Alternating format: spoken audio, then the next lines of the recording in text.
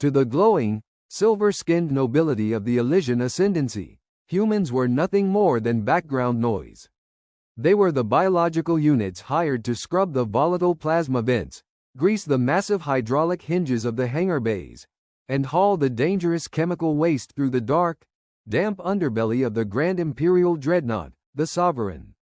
They were considered slow, fragile, lacking bioluminescent grace, and blissfully simple. To the high-born, a human was just a tool that breathed. Leo Vance preferred it that way. For 3 long years, Leo had worn the grease-stained, oil-scented orange coveralls of a Grade 4 maintenance hand. He kept his head down, his gray eyes fixed firmly on the floor plates, and his mouth shut. Nobody noticed the deep, jagged thermal scars tracking up his neck from his collarbone, and nobody cared to ask about the faint military tattoo hidden under his sleeve. When localized gravity anomalies rattled the ship, other junior crew members panicked, but Leo's calloused hands never even shook. To the officers passing him in the high, silver-plated corridors, he was just a nameless human holding a heavy magnetic mop. "Make way for the sacred lineage," a sharp, high-pitched voice barked down the tertiary corridor. Leo immediately stepped back, pressing his broad shoulders against the cold steel bulkhead. He kept his eyes strictly on his heavy work boots, adopting the classic slouched posture of an obedient laborer. A grand royal procession glided past him. At the center were the twin heirs of the Ascendancy, Prince Kale and Princess Lyra, accompanied by their massive, 4-armed Praetorian guards. Walking right beside them was High Chancellor Vale, his skin pulsing with an arrogant gold light. The children were radiant, their natural bioluminescent patterns shifting in a soft violet rhythm that signified pure royal bloodline. As they passed, the young Princess Lyra accidentally dropped her spinning light toy. The fragile crystal orb bounced across the metal floor, rolling right against Leo's thick, steel-toed work boots. Reacting on instinct, Leo knelt down, picked up the delicate device, and held it out with a perfectly steady hand. "Do not touch that, low blood," Chancellor Vale snapped violently, snatching the toy away before the princess could reach for it. He sneered at Leo, wiping the crystal with a silk cloth as if the human's breath had contaminated the royal artifact. "Do not look directly at the heirs, human. Filter your industrial dust elsewhere before I have you reassigned to the waste incinerators." "Apologies, Your Excellency," Leo murmured. His voice was flat, his face an emotionless mask of pure compliance. He picked up his heavy fluid scrubber and quietly walked down toward the maintenance lift. He didn't care about the petty insult. He had seen entire star systems burn during the frontier wars. An arrogant alien politician was nothing new. But as the heavy lift doors slid shut, Leo's ears, trained by a decade of Black Ops planetary warfare, picked up the faint, rhythmic clicking of the secondary security grid resetting completely out of schedule. The palace ship was breathing wrong, and Leo knew exactly what that meant. 10 minutes later, the main illumination grid across Sector 7 died completely. It wasn't a slow flicker or a routine power surge. The bright, silver-luminescent tubes went completely black all at once, plunging the entire sector into absolute darkness. A second later, the dull, pulsing amber lights of the localized emergency grid kicked in, casting long, eerie shadows across the metallic walls. Simultaneously, the heavy, multi-ton titanium blast doors at both ends of the main corridor slammed down with a deafening thud, sealing the engineering decks away from the upper command bridges. Leo stopped dead in the middle of a dark auxiliary pipe junction. He dropped his fluid scrubber, his body automatically shifting.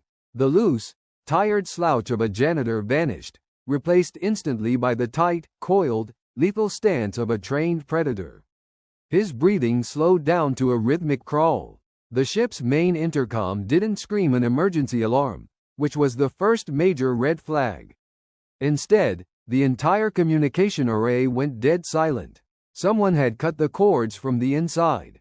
Leo pulled his handheld diagnostic pad from his tool belt and tapped directly into the local data conduit line.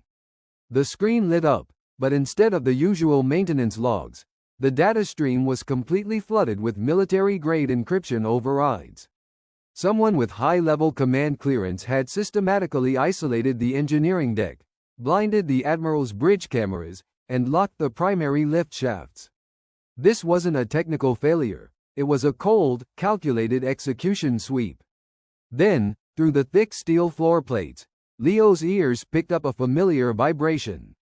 Pop, pop, pop. It was the distinct, muffled crackle of micro-explosive fléchette rifles. These weren't the heavy, booming plasma weapons of the ship's official palace security force. These were suppressed, high-velocity rounds favored by private black market mercenary strike teams who specialized in quiet, bloody palace coups. Leo closed his eyes, listening to the echoes bouncing through the vast ventilation shafts. 2 shooters were holding the main elevator junction. 3 more were moving fast down the secondary service spine. And then, a frantic, high-pitched scream cut through the ventilation grate. A scream that definitely didn't belong to a grown soldier. It was the young Prince Kale, crying out for his mother. "They're herding them like cattle," Leo whispered to himself in the dark, his chest tightening as his old, buried military instincts violently flared to life. The mercenaries weren't trying to capture the ship.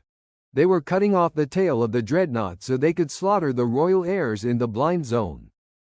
Away from any loyalist reinforcements, Leo didn't waste another second.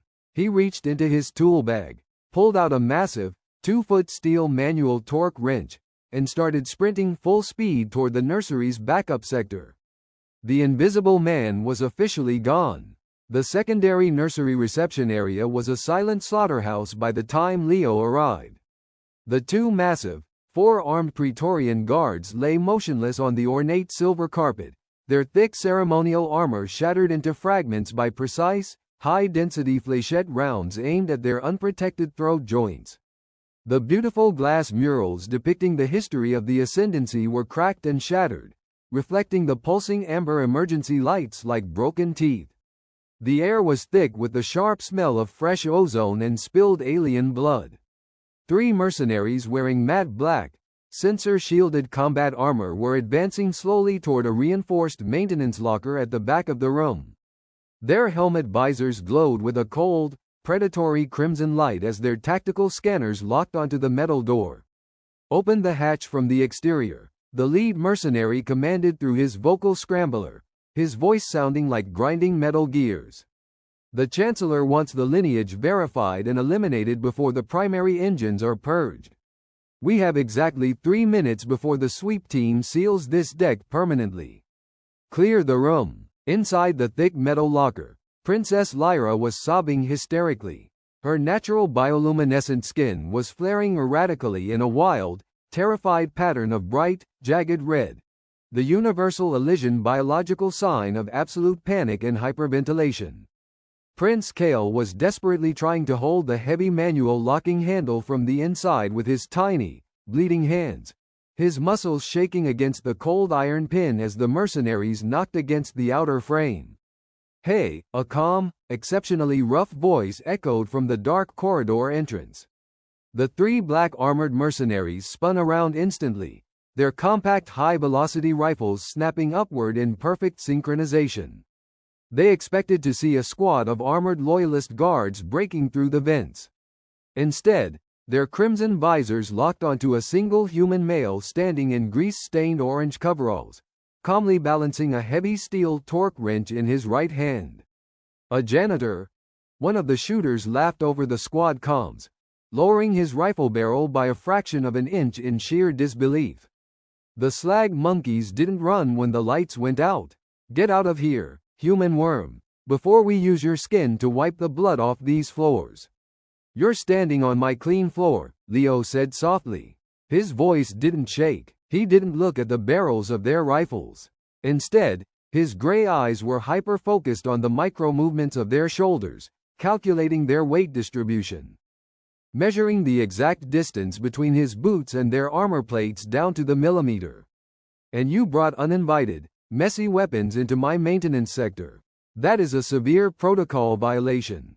Tear him apart," the team leader ordered casually, turning back to the locker door. But before the mercenary's finger could even begin to squeeze the mechanical trigger of his rifle, the air in the room shifted. Leo Vance exploded forward with a terrifying burst of speed that no civilian human should have ever possessed. Leo closed the 10-foot distance before the first mercenary could even register his movement. He swung the massive steel torque wrench upward with a brutal, two-handed arc. The heavy metal tool smashed directly under the first mercenary's helmet jaw with a sickening, metallic crack. The sheer kinetic force of the blow lifted the 200-pound armored soldier clean off his feet, sending his body crashing violently into the silver bulkhead before he crumpled to the floor, instantly unconscious. The second shooter panicked, his tactical training failing him as he fired a wild, fully automatic burst of fléchette rounds. The supersonic needles chewed into the metal ceiling plates, raining sparks down into the dark room. Leo pivoted inside the man's blind spot with fluid precision. His left hand shot out like a steel piston, locking around the hot rifle barrel and twisting it violently to the side. The mercenary's wrist bones shattered inside his armored glove with a loud pop. Leo ripped the weapon free from his grip, rammed the heavy stock directly into the center of the man's crimson visor, and fired a single point-blank round through the shattered glass. The third mercenary, the squad leader, stepped back rapidly, his boots slipping slightly on the polished floor. His crimson visor flared wildly as his tactical computer tried to analyze what had just happened.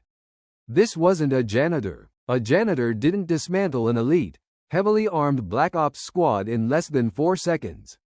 He reached for a glowing thermal blade at his waist, his armor humming as he tried to activate his kinetic shield generators. But Leo didn't give him the microsecond he needed. He dropped the empty stolen rifle, stepped directly into the leader's personal space, and drove his calloused knee hard into the man's midsection, fracturing the composite armor plates.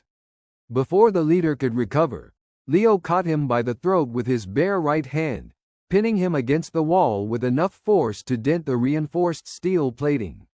"Who issued the encryption codes for the engineering deck?" Leo growled. His voice dropped into a low, terrifying rumble that sounded like grinding tectonic plates, a voice that belonged to a commander, not a laborer. The leader gasped frantically for oxygen, his eyes wide with absolute horror behind his cracked visor as he stared into Leo's cold, merciless gray eyes. You're not maintenance. That speed. Those metrics. You're an Earth Command Jumper. I asked you a simple question, soldier, Leo said, his grip tightening until the heavy metal collar of the mercenary's armor began to buckle and warp under his bare fingers. Give me a name, or I'll take your helmet off while this room is still venting toxic ozone. Chancellor, Vale. The leader choked out, his hands clawing uselessly at Leo's iron forearm. The primary engine core. It's already locked on an automated countdown. The children die here. The Empire changes hands tonight. You can't stop the burn. Leo didn't say another word. He snapped his wrist sideways, knocking the leader out cold, and turned his focus toward the locked maintenance hatch. The heavy manual handle of the maintenance locker groaned as Leo twisted it with his bare hands, forcing the damaged locking mechanism to release. The thick iron door clicked open slowly, sliding back into the frame.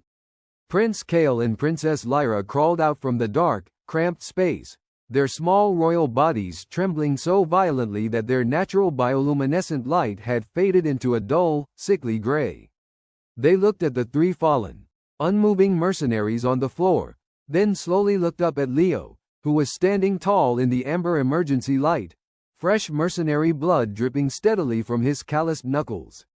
"Tunnel man?" Lyra whispered in a tiny, fragile voice. She wiped a tear from her silver cheek, recognizing the human who had picked up her light toy earlier that morning without asking for a reward. "Your Highness," Leo said.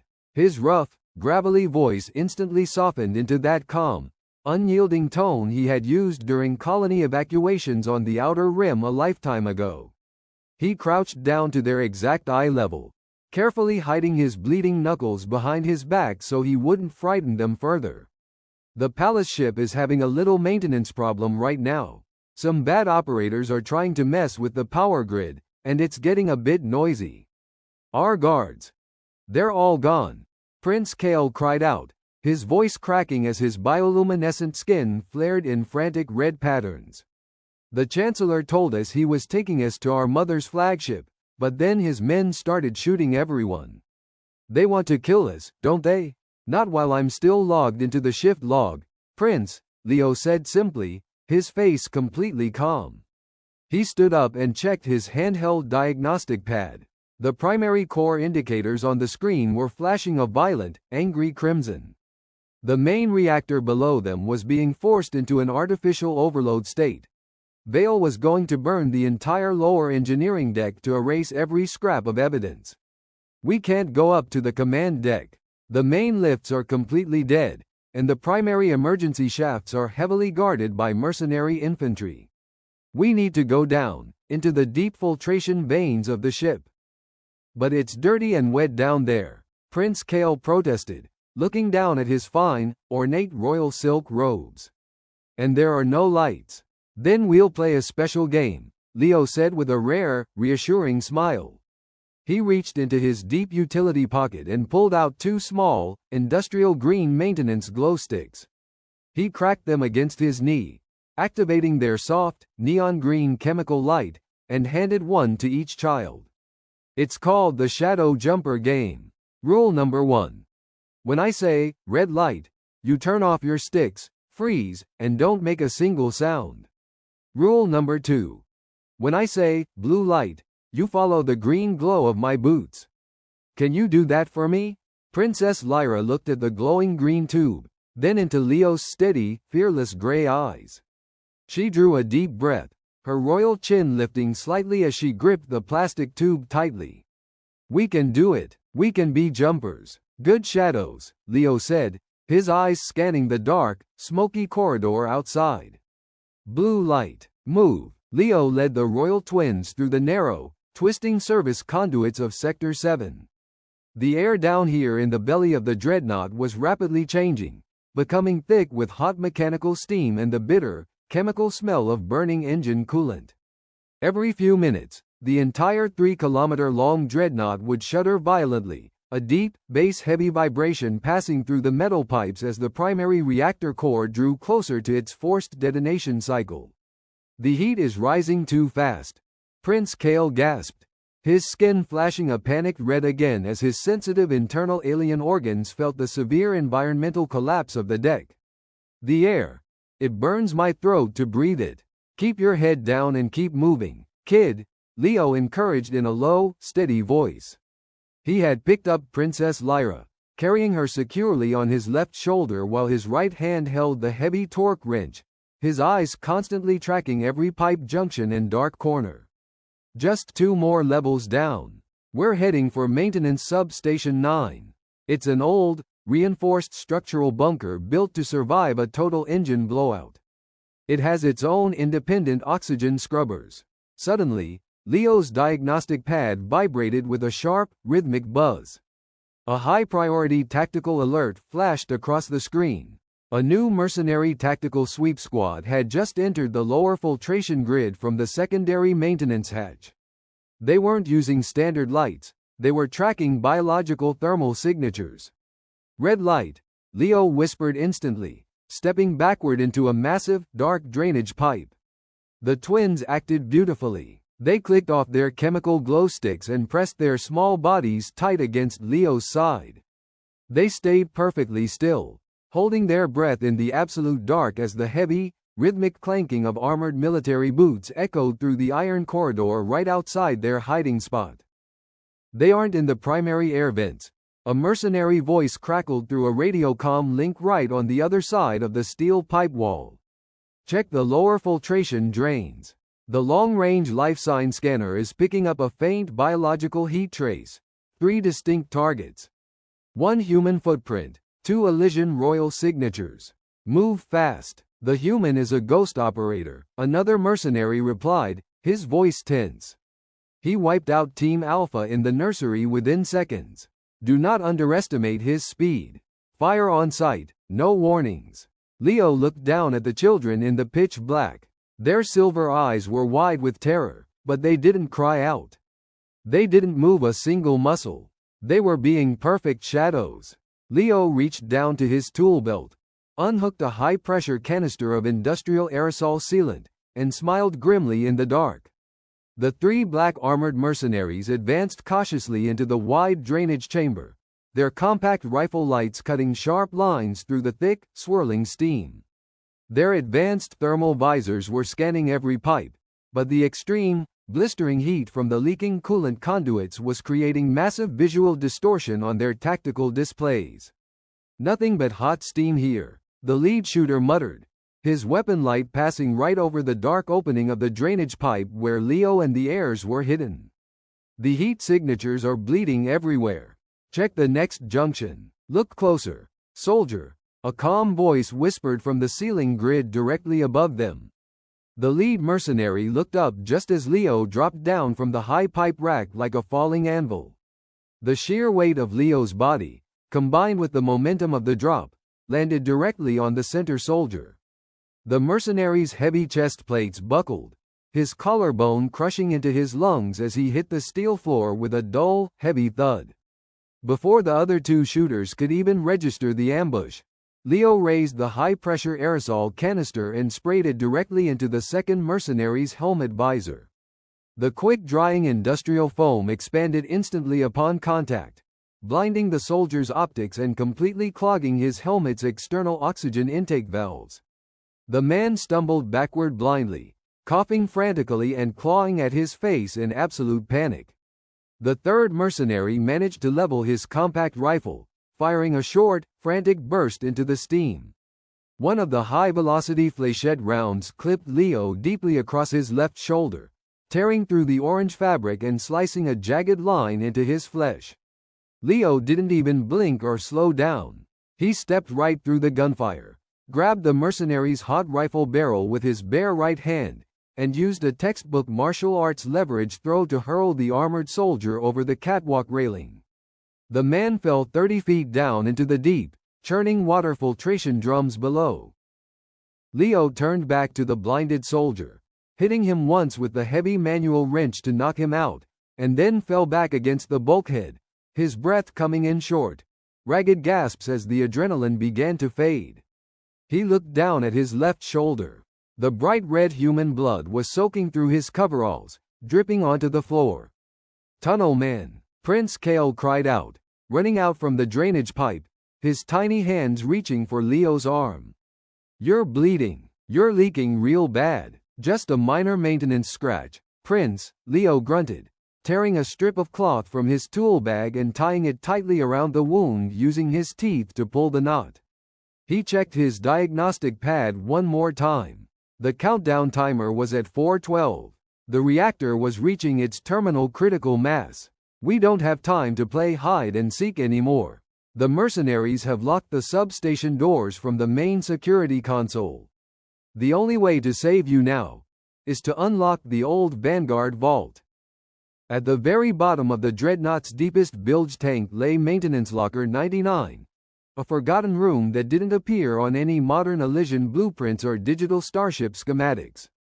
It was a complete digital dead zone, an old storage bunker left over from the era when humans had first helped build the Dreadnought's massive structural foundation before being systematically pushed down to manual labor by the alien nobility. Leo slammed his bloody right hand onto the old, rusted biometric scanner panel beside the heavy iron door. The primitive screen flickered violently, green text flashing across the glass, scanning Chrono's vector identity. "Access denied," the computer's mechanical, low-fidelity voice stated over a dusty speaker. "Grade 4 maintenance hand Leo Vance does not possess structural clearance for this sector. Emergency military override code. Vanguard 07 Alpha," Leo barked out, his voice changing completely into a sharp, authoritative, chilling military command tone.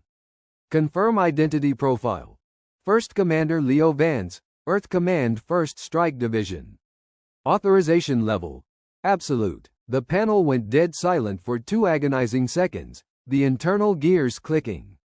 Then, A massive hydraulic piston inside the reinforced door groaned loudly. The heavy iron plates slid open with a screech of unpolished metal, revealing a small, pristine, dust-free concrete bunker hidden behind the ship's water pipes. Inside the room, sitting on a reinforced titanium charging rack, was an object that looked completely alien on this sleek, elegant spaceship. It was a heavy, brutalist piece of human military technology, an EC Vanguard exo-rig. The combat armor was incredibly thick, constructed from unpainted, matte-gray tungsten plates, heavily scarred by ancient planetary plasma impacts and deep kinetic dents. It had two massive jump thrusters bolted to the shoulder frames and heavy, industrial-grade hydraulic impact fists that could punch through a tank. The royal twins gasped, their biological bioluminescent light flaring in absolute awe as they stared at the mechanical war machine waiting in the center of the dark room. "What is that giant monster?" Princess Lyra whispered, her silver eyes reflecting the small, green standby lights of the armored rig. "That's just my old work uniform, Princess," Leo said, stepping onto the loading platform. He inserted his boots and arms into the open sleeves. The automated assembly arms of the vault suddenly snapped to life with a loud hiss of pneumatics, slamming the heavy tungsten chest plate over his orange coveralls with a series of loud, thunderous mechanical clangs. "And it's about time I put it back on the clock." Above them, in the high, reinforced command center of the primary engineering deck, High Chancellor Vale stood behind the thick armored glass balcony, his four eyes watching the glowing main core monitor. The massive, spherical plasma reactor below was glowing a violent, unstable white light, its magnetic containment fields slowly unraveling line by line as the power levels surged into the red zone. "Is the lineage confirmed terminated?" Vale asked smoothly, his four silver fingers tapping rhythmically against his elegant ceremonial cane. "Team Alpha and Team Beta are completely non-responsive, Excellency," a tech officer reported from the main console, his hands shaking. "But it doesn't matter anymore. The lower deck blast seals are permanently locked from our side. In less than 2 minutes, the reactor core will vent its primary thermal flash. Nothing biological can survive the temperature inside Sector 7. The airs are dust." "Excellent," Vale smiled, his silver skin pulsing with a dark, satisfied gold light. "The Emperor will be told it was a tragic accident caused by faulty, incompetent human maintenance labor. We will mourn the children publicly, claim the regent throne, and clean this ship of these primitive human monkeys once and for all." Boom! The entire command deck shook violently, throwing several officers off their seats. The heavy, reinforced titanium blast doors at the entrance of the control room dented inward by a full foot, the solid metal plates warping as if hit by a planetary mass driver. "What in the stars was that?" Vale shouted, his royal arrogance vanishing instantly as his skin turned a pale, sickly yellow. "The outer security fields are active. Nothing on this deck has that kind of explosive yield." Boom! The second thunderous impact completely tore the massive blast doors off their heavy tracks. The multi-ton metal plates flew across the control room, smashing into the main tactical glass table with a deafening shatter and a massive shower of electrical sparks. Through the thick smoke and fire of the ruined doorway stepped a monstrous, hulking silhouette. It wasn't an Elysian soldier. It was a massive machine of gray tungsten steel, its shoulder thrusters spitting hot white chemical fire, its hydraulic fists hissing with high-pressure steam. Through the thick, reinforced glass visor of the helmet, Leo Vance's cold gray eyes locked directly onto the Chancellor. "Your shift just ended, Vale," the machine growled over an amplified speaker. Kill it now," High Chancellor Vale screamed hysterically, scrambling backward behind his personal team of elite guards. The 6 elite mercenary guards inside the control room opened fire simultaneously, their heavy repeating rifles unleashing a continuous storm of high-density fléchette rounds and burning plasma bolts. The supersonic projectiles slammed into Leo's advancing armor, creating a deafening, blinding symphony of metallic clatter and exploding energy sparks that filled the room with thick white smoke. But the thick tungsten plates of the ancient Vanguard rig didn't break. They had survived planetary artillery. Handheld rifles were nothing. Leo engaged his shoulder thrusters. With a deafening roar of chemical fire, he launched himself forward across the command deck, crossing the wide room in a microsecond. He slammed his right hydraulic impact fist directly into the center chest plate of the lead guard. The sheer kinetic force of the hydraulic strike blew the 200-pound soldier clean through the thick, reinforced glass window of the balcony, sending him screaming down into the lower catwalks below. The remaining 5 guards tried to encircle the massive rig, their thermal blades glowing hot. But Leo was no longer the slow, tired janitor they thought he was. He was a jumper. He pivoted on his mechanical heels with terrifying agility, using the massive centrifugal weight of the exo-rig to swing his left arm in a wide, sweeping arc. The heavy metal forearm smashed 3 guards away like broken toys, shattering their armor and throwing them unconscious against the consoles. A final mercenary managed to jump onto the rig's back, driving a thermal dagger desperately toward the neck seal. Leo didn't panic. He reversed his shoulder thrusters for a fraction of a second, launching his entire massive weight backward into the solid steel bulkhead behind him. The brutal impact crushed the mercenary between the wall and the tungsten armor plates, instantly dropping him to the floor. In less than 30 seconds, the entire command room went dead silent again, save for the screaming core alarms and the hissing steam of Leo's rig. Chancellor Vale was on his knees at the edge of the platform, his elegant silver cane broken in half, his royal silk robes torn and covered in black soot. He looked up at the towering metal monster, his skin pulsing with a terrified, pale white light. You can't touch me," Vale stammered, backing away until his head hit the railing.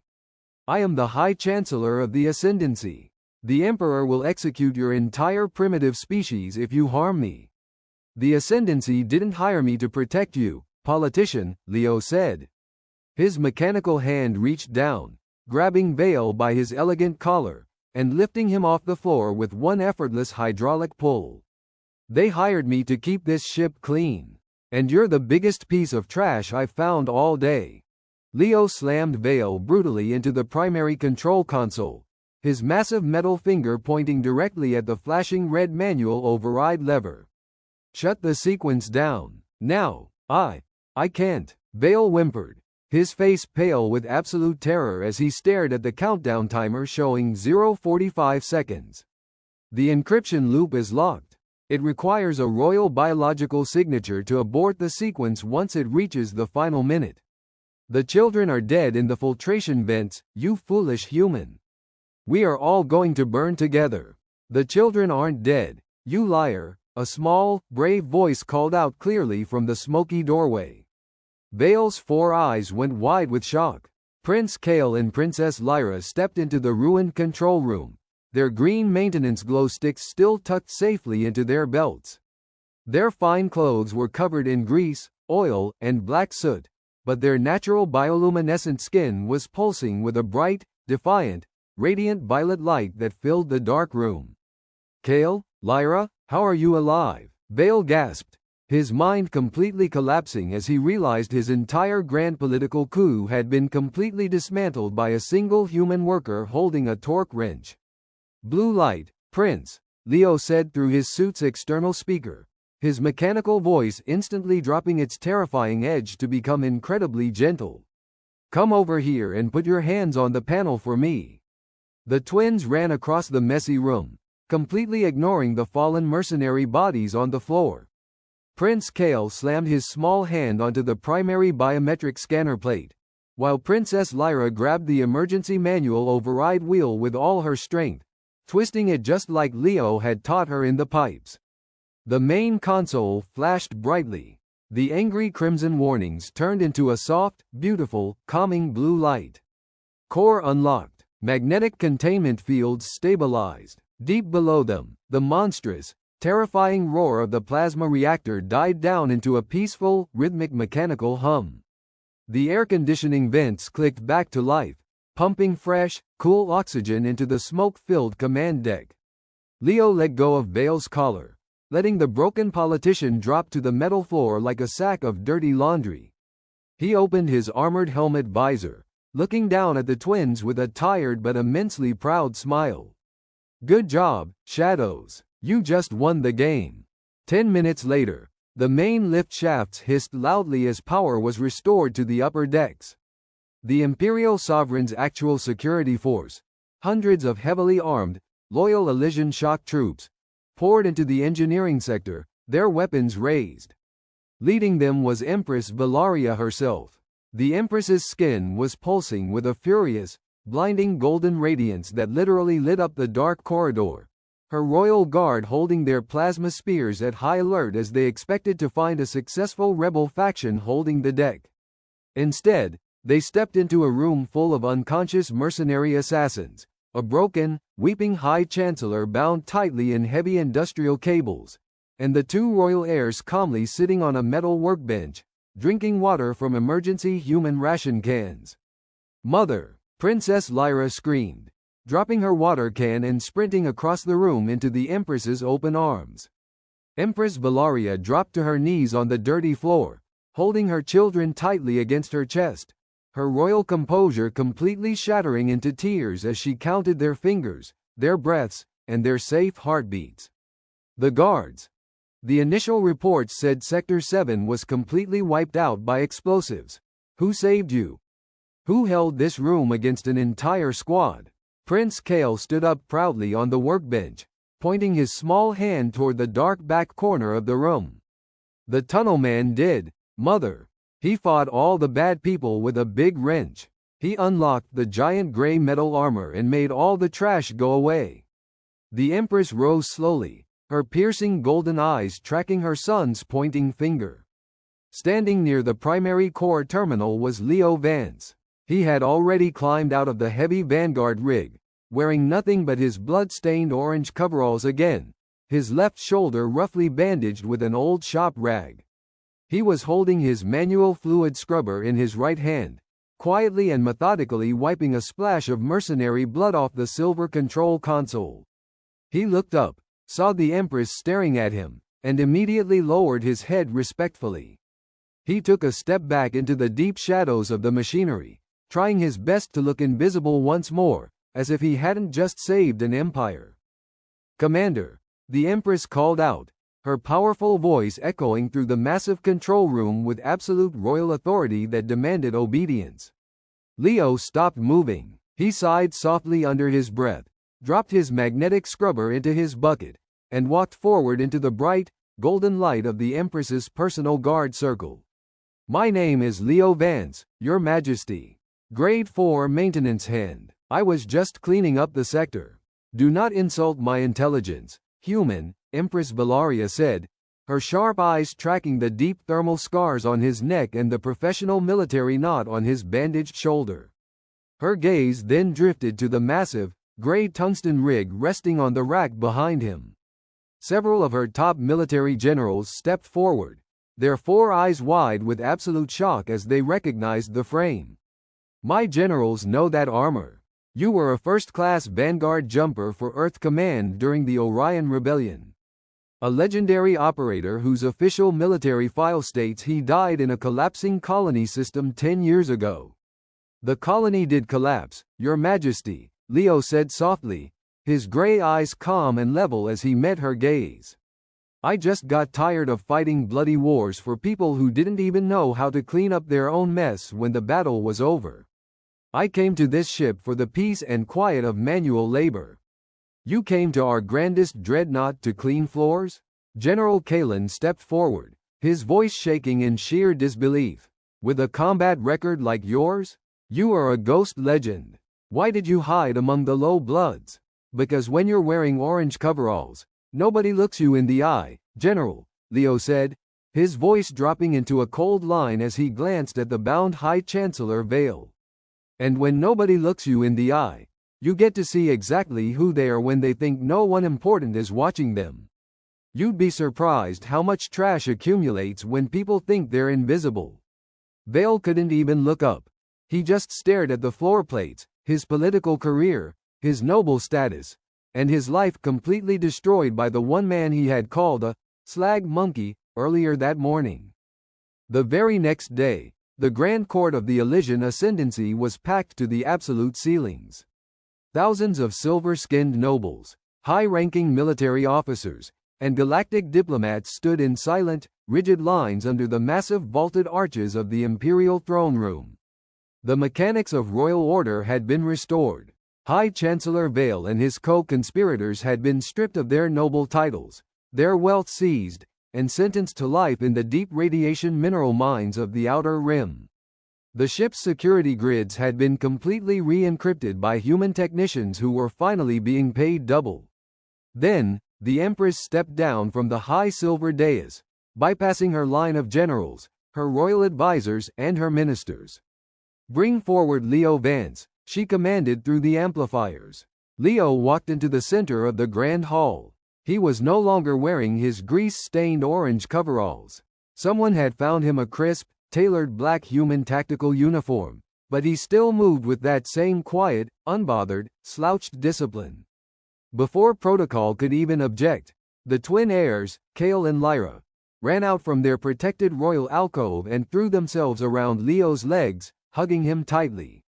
"Let it be recorded in the imperial logs for all eternity," Empress Valaria's voice carried to every single corner of the massive hall. "On the night my palace ship was betrayed from within, the silver armor of my generals was absent. The high technology of our security net failed completely. The first and final shield my children found was not legacy, rank, or noble blood.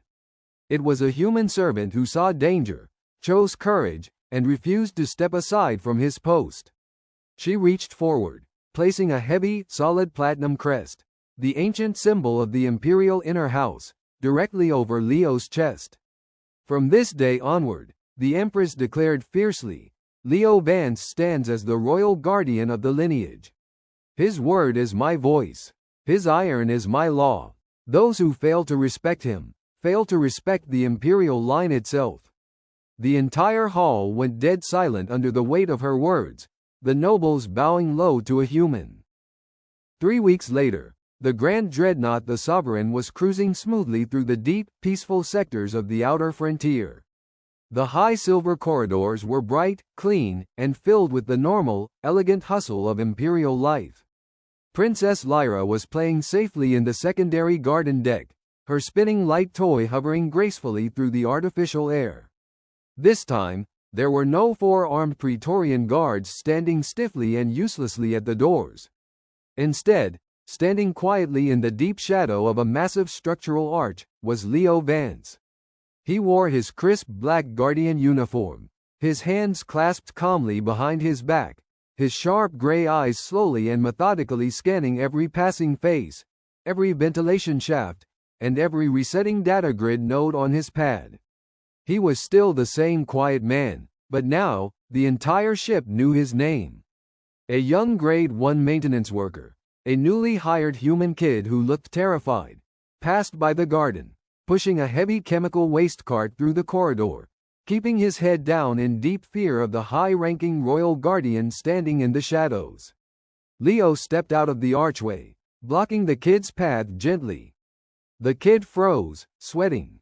Leo reached down into his utility pocket, pulled out a small, high-grade manual adjustment tool, and dropped it right into the kid's open tool belt.